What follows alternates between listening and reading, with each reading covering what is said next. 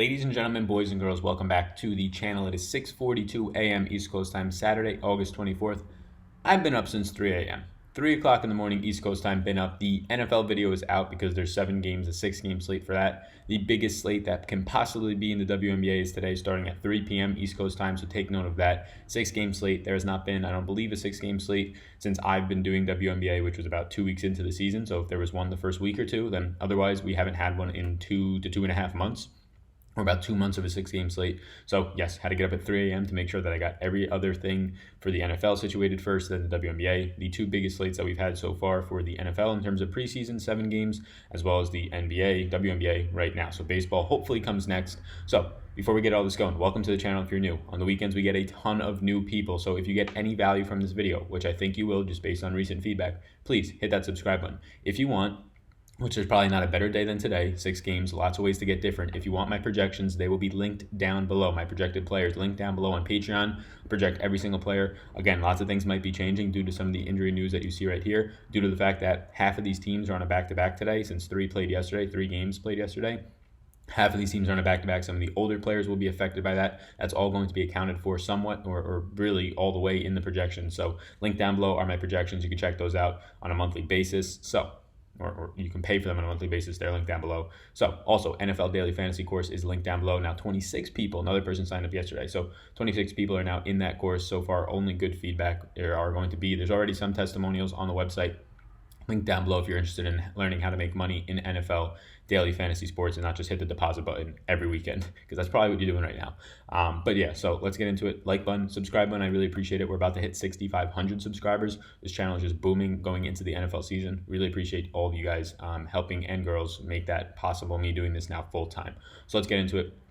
Briefly go through the slate. The rest will be covered in the projections on Patreon. So Elizabeth Williams is going to be questionable. She did not play yesterday for the 2nd straight game due to personal issues. You got Jessica Breland getting more run after kind of dealing with flu-like systems 2 games ago. She played 34 minutes. Monique Billings still played some big minutes. So yes, I imagine that continues to keep up. Courtney Van Der Sloot left the game yesterday. She had a very good game, but she left the game with a leg injury, so I don't know if on short notice she'll be playing. I currently don't have her in my projections. I do not think I do. Yeah, I don't think I have her in the projections currently right now. Rachel Bonham for Connecticut is going to be questionable once again. Player who plays about 12 minutes per game, so there is some impact there. Roquana Williams, she's probable. She played the last game. I just want to make note that she stepped right back into her normal role of 28 minutes. I was projecting her for I think 26. I can't remember what exactly we had. It might have been 24. But yeah, she came right back to her normal role. That really hurt Chelsea Gray's overall ceiling. Hurt Tiara Ruffin-Pratt, hurt Sydney Weiss. Weiss now already going to be back down to 15 or less minutes due to Roquana Williams coming back.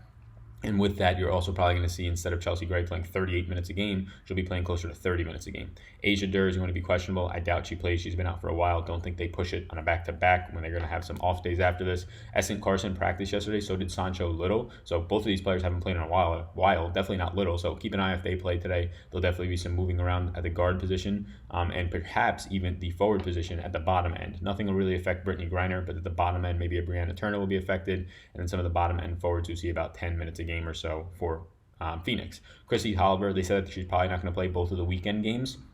So one of those was yesterday. The other one would be today. So I'm not expecting her to play. I have her in as doubtful. They said she's not likely to play. So really, she's probably all but limited or all but listed out as of right now. So these are the injury news. Keep an eye on them. Lots of major ones to keep an eye on, honestly. Courtney Van Der Sloot, Elizabeth Williams, Essen Carson, Sancho Little. All those players are actually going to matter. And also Asia Durr for this slate. Target offense sheet. Let's get into it. Let's blow this all the way up. Wow. Blew it up too much today. Look, we got all 6 games, 12 teams on the slate today. All right, cool.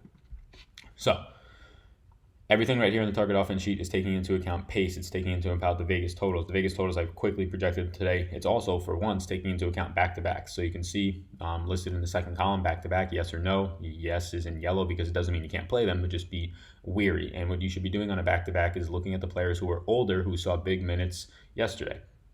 Looking at the players who are older who saw their normal minutes yesterday, I guess you can say, or extended run, because they're most likely to play a few less minutes than their normal. The young players, you're going to be fine with the Arielle Ogunbowales, the Nafisa Colliers, the Tierra McCounts, all these players who are rookies or first, second, third year players. They're going to be completely fine on a back-to-back. I don't think they get limited really in any fashion unless they were playing 40 minutes yesterday.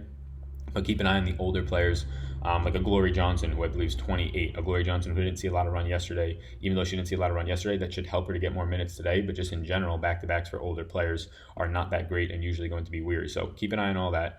Something like a Natasha Collier in Minnesota, rookie, been playing great, been playing huge minutes. I don't have a real concern there. But Sylvia Fowles, on the other hand, her backup, not her backup, who's playing alongside of her Fowles, dominant defender. She's been seeing mid-20s in minutes. Her season average is a little bit closer to 28. I would expect her to see kind of what she's been seeing lately, below average due to the back-to-back, if not even like 24 minutes. So keep an eye on all of that. That's kind of reflected in my projections to what I think is going to be happening here.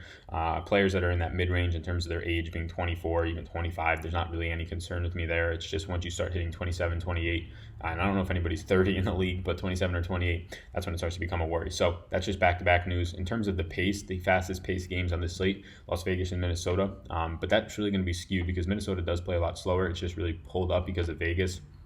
You're going to get Chicago facing Phoenix. Phoenix is the second slowest paced team in the entire league, so it's going to pull that game down overall for Phoenix, but it's going to be a huge pace-up spot for DeWanna Bonner, for Brittany Griner, Lalana Mitchell, all those Phoenix players who are going to see 33-plus minutes or even more today. So good spot there for them. If we look at the slowest paced team on the entire slate, it's Dallas, and they actually get to face Atlanta today. So it's going to be a huge killer for Atlanta. But again, there's going to be value there because in Atlanta, you're going to have potentially no Liz Williams today. So with no Liz Williams, you potentially get more run for a Breland, more run for Monique Billings, some other players down there. So even though it's going to be a big or a pretty serious pace down spot here of about 4.5 possessions less, there's still enough value. Now to Tiffany Hayes, who also sees a bump when there is no Elizabeth Williams in terms of overall usage and productivity, she's okay, but again, the pace is really big there. 4.5 possession pace down spot for a starting guard, even if it is ball dominant guard, is worrisome. Like when it's around 2, I don't care too much. 4.5, it's going to be a very slow pace game. So overall for her double upside in terms of assists, not there. Overall, in terms of the game just being played at a much slower pace, I guess there's just more overall passes, so you do get steal upside, but not enough to balance it out. I'm not really attracted to any of the Atlanta guards as much as I am the forwards due to the value that's opening up there. New York and Washington, it's going to be good defenses in terms of the bigs. Wnba Dfs, who's been battling injury, she came back. She's played 22 minutes in her past 2 games, but I don't think on a back-to-back they're going to push a player who, outside of the past week, has not played in like a month, or been on and off the court for a month due to injury. So yeah, she played 22 minutes in each of the last 2 games. I have her, I think, at 18 minutes as a sneak peek into my minute projection. 18 minutes today. Tina Charles I have playing pretty much like 26 or 27 minutes. Elena Delle Donne, I'm not too concerned about in terms of her minutes moving up or down at all. She's even in a tough matchup against Tina Charles, and Wnba is still just a dominant player. So yeah, that's where I'm going there. Chrissy Tolliver is obviously going to help Natasha Cloud stabilize her minutes. Walker Kimbrell should be seeing upper stabilized minutes as well to guard position. So as I keep going down, we can hit on all of them, really. I mean, Indiana and Seattle, we can hit on that. Indiana, I rarely get to players in that game, but again, there's probably going to be less minutes for Candace Dupree. She's just not a good offensive player, not a good fantasy player. But Tierra McCown, who's a rookie, should be seeing fine minutes. I imagine Tierra McCown, who's been seeing around 20 to 22 minutes a game, even on a back-to-back, I think she holds those minutes as a rookie, maybe even plays more due to the fact that a Candace Dupree potentially will be playing less. So McCown stands out as a decent type play. This is not pulling right, but I can just type it in, 74.11. Perfect. On the opposite end, Seattle, you're finally getting Jewel Lloyd back to her normal minutes. You're going to have Natasha Howard, who hasn't really played her upper minutes, and they've had a couple of days off now. So I have her for a full go. They didn't play yesterday. They've had a couple of days off, and full go of like 32, 33 minutes. Jewel Lloyd, back-to-back games of 28-plus minutes. She seems to be fully back. She is now still underpriced severely. And yeah, you can get to all these secondary bigs on the team for Natasha Howard and Jonquil Jones are with the Alyssa Thomases, the Alyssa Clarks. Those secondary bigs are going to be cheaper. They're both going to be in great spots still. And yeah, this is the 6-game slate breakdown. Let's get into my early interest for today. So early interest in no ranking order. I just kind of put them in as I went here. So with that said, I'll just go through them as they are. Again, it's a 6-game slate. On a 6-game slate, I probably have like a 23 player pool, and then try and break it down to like 18 by the time lock comes and get those into my lineups, make one main cash lineup. I'm going to have, even with the NFL being tonight with a 6-game slate, I'm going to have the most potential money on the entire season that I can get down in WNBA, because there's 6 games. There's so many ways to get different. There's so many ways to be optimal that other people just don't know about too, especially if you have a projection system. So in terms of cash, I'm going to max out almost every single cash entry that's like $50 and below, maybe not 50, but like $25, $30 and below. In terms of tournaments, every single thing that's a single entry, I'm maxing out that's below like $50 or $50 or below in a tournament. 3 maxes, big tournament, yeah. This is a slate where if you have a projection system or you're somebody who has a bankroll for the NBA, whether it's WNBA, whether it's tournaments and or cash, you should be getting as much money down as you can, because there's so many options for you to build a proper lineup, and there's so many more ways for the public and just people in general who are not as on top of the WNBA, which 95% of the people who play it aren't, or maybe 90% aren't. They're just casuals. It's going to be a spot where they're going to lose much more times than not on a big slate, because on a small slate, variance helps them a lot more. When you're a player who seemed like the lock just has a bad game, that helps the players who have no idea about that player a lot more, the bad players, right? The bad players in terms of bad DFS players. When you're a good DFS player and you know your WNBA stuff, as some of you watching this, as myself, you can take advantage of there not being as much variant on a 6-game slate, because every single play you get into your lineup, you feel confident about. You're not kind of just picking out of a 2-game slate where really everybody at that point, it doesn't take as much skill, and there's going to be much more variance on a 2-game slate than a 6-game slate. So end of the story is, if you're playing WNBA tonight, I don't care that the NFL is going on. Well, one, I do care that the NFL is going on, but you should be getting as much, if not probably more, down on this than the NFL. But NFL preseason, right there with WNBA in terms of how profitable they are, just because nobody wants to put the research in. Everybody's lazy. Everybody wants to quick and easy listen to this podcast or listen to this YouTube video and get all your work in. If you listen to this, you'll have a leg up on everybody else. But if you're actually putting the work in, doing the research, and knowing and having a feel for what seems right, you're going to be in such a good spot tonight in the WNBA. If you're somebody who maxes out tournaments, two people that kind of chat with me often in my DMs, they max out tournaments. I would say that they have as good of a shot as anybody at winning at the WNBA tonight. So with that all said, Jessica Breland, 7,800. Yes, if there's no Liz Williams, Jessica Breland, even though she played big minutes at 34 yesterday, even if you juice her down to 28 today, this is still a fantastic matchup against Dallas. I get there. Brittany Griner at $10,800. Against a Chicago team with no Lavender, against a Chicago team that might have a limited or at most 20 minutes out of Shanae Parker, because that's all she really plays. Who is scaring you to defend Brittany Griner in Chicago? Not 20 minutes of Shanae Parker. Maybe she plays 22. Not Stephanie Dolson. Like, there's nobody there that's going to be stopping Brittany Griner today in her 35-plus minutes. Shatori Walker-Kimbrough against New York today. New York's dead last against the guard position, so I have interest in both Arielle Atkins at 7,600, Walker-Kimbrough, who played big minutes in the last game because there was no Tolliver. Walker-Kimbrough at 5,200 is a very good play today, so is Arielle Atkins. Kennedy Burke has now played big minutes in 3 straight games. She remains 4,300. She's not a good fantasy point per minute producer. She doesn't have the highest usage rate, but she's $4,300, and that's really hard to kind of pass up. Let me switch this, because this is pulling over from my target offense sheet, and we haven't had a 6-game slate in a while, so I have to update that. There we go. Now all the teams come in. So even against Seattle, who is definitely top half of the league defending the guard, especially with Jewel Lloyd back now, the price point of 4,300 is too favorable to kind of ignore. Maybe not. You don't have to get to her in your main lineups, but hard to ignore if you're playing multiple. Monique Billings, similar to Jessica Breland, no Liz Williams. Monique Billings is going to be in a fine spot to play 25-plus minutes today. Not really worried about Monique Billings in terms of her age and not getting extra run on a back-to-back. Jewel Lloyd, 6,700, has had more than enough time to rest. She has now played 30 and 28 minutes in her last 2 games after kind of dealing with her injury and finally getting back into the swing of things. $6,700 for Jewel Lloyd is at least $1,000 too cheap, in my opinion. Natasha Howard, $11,800, just an absolute monster. She's going to play 32-plus minutes today against Indy, who I don't really know. I guess Tiara McCown should be playing more minutes today for Indy, a rookie on a back-to-back. And honestly, probably your best bet with a Dupree paired in there, but really McCown being the more dominant force to kind of stop a Natasha Howard today. I don't think anybody can stop her. Natasha Cloud, so if there's a Natasha's back-to-back, again, there's going to be no Christy Tolliver today, so Arielle Atkins, Walker-Kimbrough at Washington seem like good plays. Natasha Cloud should be the one getting the most minutes at 32-plus minutes. $7,100 is just way too cheap for her. Jackie Young is another rookie who has been playing very good when she has her minutes, but her minutes do vary. But on a back-to-back, I imagine that they give her more minutes than some of these other players.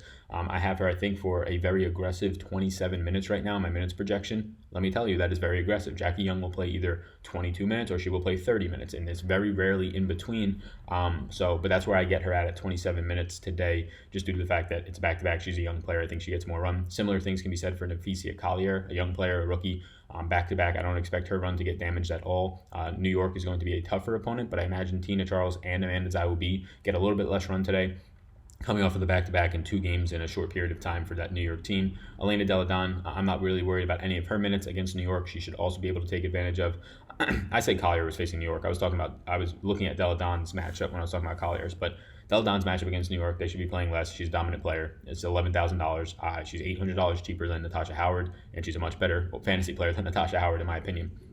But Collier against Las Vegas, it's going to be a beneficial spot where I think both Liz Cambage and Asia Wilson and even Hamby, I have them all for 26 minutes or less today due to the back-to-back. Liz Cambage for 26. Wilson recently off an injury, I have in there for 26, and that might even have to go down. Hamby I have at 25 minutes.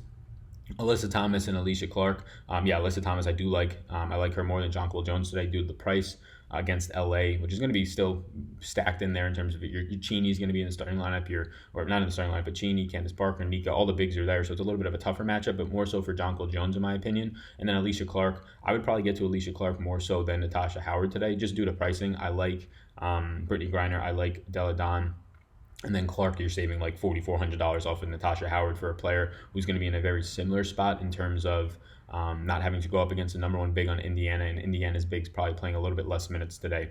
And I don't think Clark will play as many less minutes because she's had some off days. So that said, there's a 6-game slate, the biggest slate of the year. Got up at 3 a.m. to cover NFL. Got up at 3 a.m. to research this and get this all out there. Projections are up for WNBA. If you're interested, they're linked below. Check out my NFL video for the preseason. It will be, I'm not trying to be cocky, it will be the best YouTube free content you will find on the NFL DFS preseason. There might be better content out there that you have to pay for. I will not say that there is because I think that I'm pretty good at what I do. But yeah, you will not find better content for the preseason NFL in terms of the research that goes into it. Nobody else is waking up at 3 in the morning. Just not happening. So yeah, you can check that out below. There's also tiers for the NFL down below. There's also my NFL Daily Fantasy course is down below. Everything, follow me on Twitter at SalVetcherDFS if you have any questions. Probably will have to update the projections throughout the day. So if anybody sees anything before I do, just feel free to buzz me on Twitter. I'll make sure to change the projections. So my name's Sal. You already know that. Hit the subscribe button. Have a great rest of your weekend. Peace out, gang.